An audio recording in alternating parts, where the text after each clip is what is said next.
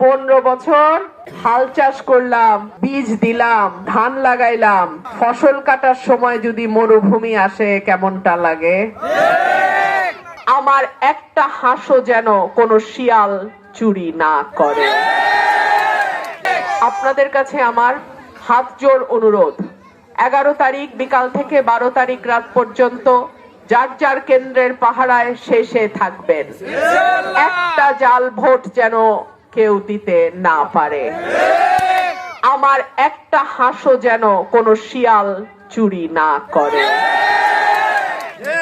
গুনে গুনে হাঁস আপনারা খোয়ারে তুলবেন।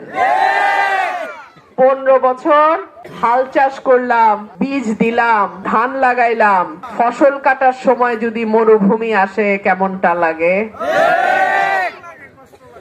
ঠিক আছে, আমার হাঁস আমার চাষ করা ধানই খাইবো। ঠিক আছে, আপনাদের দোয়া চাই, সাহায্য চাই, সহযোগিতা চাই।